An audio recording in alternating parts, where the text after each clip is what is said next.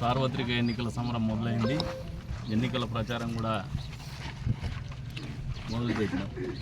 గతంలోనే దాదాపు 22 రోజుల నుంచి కార్యక్రమాలు జరుగుతూ ఉన్నాయి. తలుపుల మండలంలో కూడా సబ్బనగుంతపల్లిలో ఈ రోజున మొదటి బూత్ ఏదైతే కదిరి నియోజకవర్గం ఉందో అందులో ప్రచార కార్యక్రమం నిర్వహిస్తూ ఉన్నాం.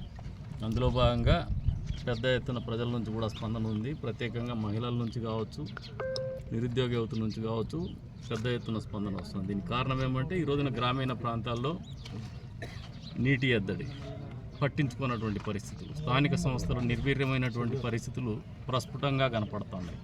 ఓ సర్పంచ్ అనే అతను సబ్బనగుంతపల్లిలో ఈ రోజున మహిళలు ఖాళీ బిందెలతో చూసి నేను దాదాపు 10 సంవత్సరాల పైన అవుతుంది. ఈ రోజున మళ్ళీ 10 సంవత్సరాల తర్వాత ఖాళీ బిందెలతో మహిళలు రోడ్డు ఎక్కేటువంటి పరిస్థితి సబ్బనగుంతపల్లి రెడ్డివారిపల్లిలో.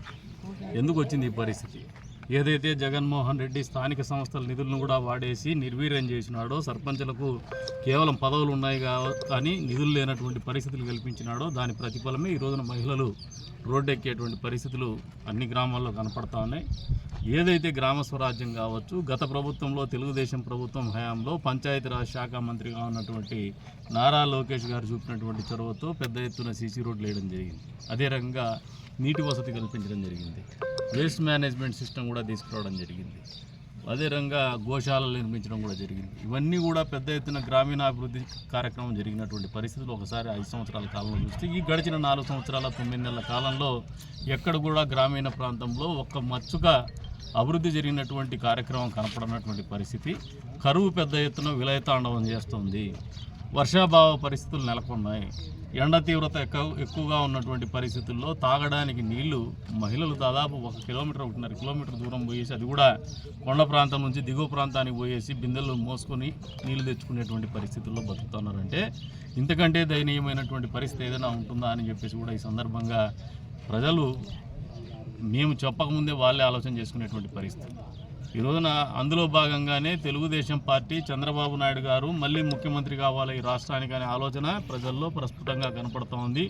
అందులో భాగంగానే ఈరోజు తనకల్లు మండలం నుంచి కూడా మేము ఇక్కడ ప్రచార కార్యక్రమం నిర్వహిస్తామంటే దండువారిపల్లి కావచ్చు, ముండ్లవారిపల్లి కావచ్చు, మరాలపల్లి కావచ్చు, ఒక్కంటి క్రాస్ కావచ్చు, దేవలం తాండా కావచ్చు, వీటన్నిటి నుంచి కూడా యువత పెద్ద ఎత్తున మహిళలు కావచ్చు, నిరుద్యోగ యువత కావచ్చు పెద్ద ఎత్తున ఈ రోజున పార్టీలో చేరేటువంటి కార్యక్రమం చేస్తూ ఉన్నారు. దీనికంత కారణం ఏమంటే ప్రభుత్వం మీద వ్యతిరేకత, జగన్మోహన్ రెడ్డి గారి పరిపాలన మీద వ్యతిరేకత. ఈ నియోజకవర్గంలో మరింత చైతన్యం ఉన్నటువంటి ప్రజలు నివసించేటువంటి కదిరి నియోజకవర్గం ఇక్కడ నుంచి పక్కకు పోతే నడుచుకొని పులందలేకపోతుంది జగన్మోహన్ రెడ్డి గారి నియోజకవర్గంలో.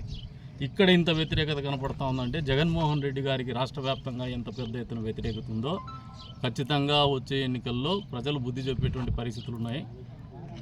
ఏదైతే జగన్మోహన్ రెడ్డి గారు ఆలోచన చేస్తున్నారో వైనాట్ 175 అని, బహుశా వైనాట్ 175 అని తెలుగుదేశం పార్టీని ఉద్దేశించి మాట్లాడుతూ ఆయన తెలుగుదేశం పార్టీకి 175 ఎందుకు రావనే ఆలోచనతో ఆ మాట అన్నారేమో కానీ ప్రజలైతే వచ్చే రోజుల్లో మాత్రము ఈ ప్రభుత్వాన్ని, జగన్మోహన్ రెడ్డి గారిని, వైఎస్ఆర్సీపీ పార్టీని, ఆ వైఎస్ఆర్సీపీ పార్టీ తరఫున పోటీ చేస్తున్నటువంటి అభ్యర్థుల్ని బంగాళాఖాతంలో కలపడానికి 54 రోజుల ప్రణాళిక సిద్ధం చేసుకొని అందరూ కూడా సిద్ధంగా ఉన్నారు. జగన్మోహన్ రెడ్డి దేనికి సిద్ధంగా ఉన్నాడు కానీ ప్రజలైతే ఆయన్ని బంగాళాఖాతంలో కలపడానికి సిద్ధంగా ఉన్నారని చెప్పేసి కూడా క్లియర్ కట్గా కనపడుతోంది. ఈ ప్రచార కార్యక్రమం మేము పెంచే కొద్దీ, వేగం పెంచే కొద్దీ ప్రజల్లో ఉన్నటువంటి అశాంతి కావచ్చు, కోపం కావచ్చు ఈ ప్రభుత్వం పట్ల పెద్ద ఎత్తున బయటకు వచ్చేటువంటి పరిస్థితులు కూడా వచ్చే రోజుల్లో ప్రజలు గమనిస్తారు, పాత్రికేయ మిత్రులు కూడా గమనిస్తారు. కాబట్టి ఈ ప్రచార కార్యక్రమం ఈ రోజు నుంచి ఊపందుకుంటుంది. మరింత ఉధృతం కూడా చేస్తాం వచ్చే రోజుల్లో. నిరుద్యోగ యువతను కూడా ఏదైతే బాధ ఉందో వాళ్ళకి ఆ బాధను అడ్రస్ చేస్తాం. ప్రజల్లో ఉన్నటువంటి బాధను మేము అర్థం చేసుకున్నాం. వాళ్ళకి బాధకుల్ని తీర్చేటువంటి ఆలోచనతోనే వచ్చే ప్రభుత్వం పనిచేస్తుందని కూడా వాళ్ళకి భరోసా ఇస్తాను. ఏదైతే నీటి ఎద్దడి ఉందో దీన్ని ఈ ప్రభుత్వం స్పందించకపోతే ఖచ్చితంగా వాళ్ళు స్పందించేటువంటి దిశగానే ప్రతిపక్ష పార్టీగా ఈరోజు ఎన్నికల్లో పోటీ చేస్తున్నటువంటి అభ్యర్థులుగా మేము ఖచ్చితంగా రోడ్డు ఎక్కేటువంటి పరిస్థితి కూడా ఉంటాయి. ఎన్నికలు కూడున్నా కూడా వెరవం, ప్రజల సమస్యల మీద నిరంతరం పోరాడతామని చెప్పేసి కూడా ఈ సందర్భంగా ఈ ప్రభుత్వాన్ని కావచ్చు, అధికారులను కావచ్చు హెచ్చరిస్తున్నాం. ప్రత్యేకించి తలుపుల మండల పరిపాలనా అధికారులకు కూడా చెప్తున్నాం, వెంటనే స్పందించి మీరు రెడ్డివారిపల్లి ఏదైతే సబ్బనగుంతపల్లి గ్రామంలో ఉందో వెంటనే నీటి సమస్యను పరిష్కరించమని చెప్పేసి కూడా హెచ్చరిస్తాం.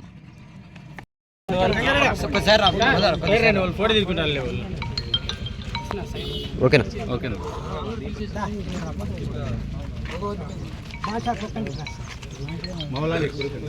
ఓకేనా? ఓకేనా?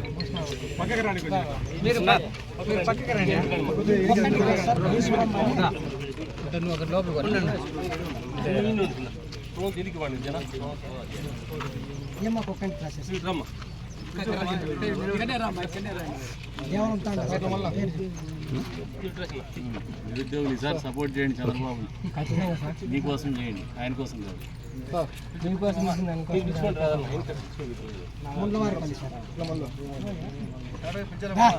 ఓకే.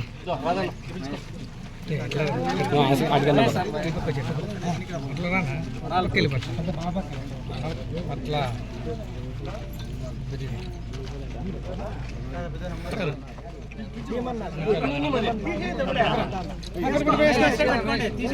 అందరూ ఒకసారి నిలబడి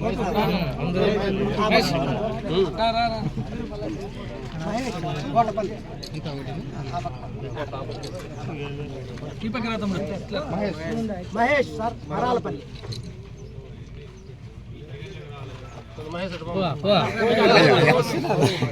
బాబు ఓకేనా? ఓకేనా?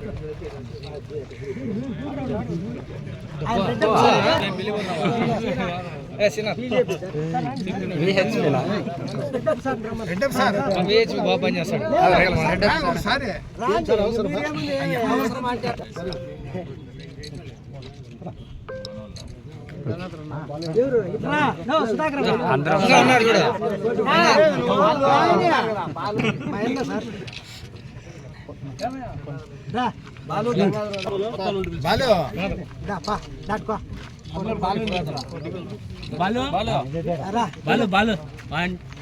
అందరూ సోము దేవాలయం తాండ సార్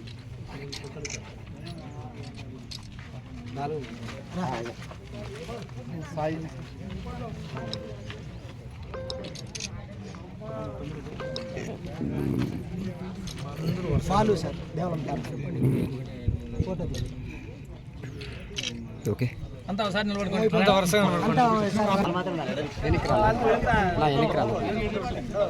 రాలి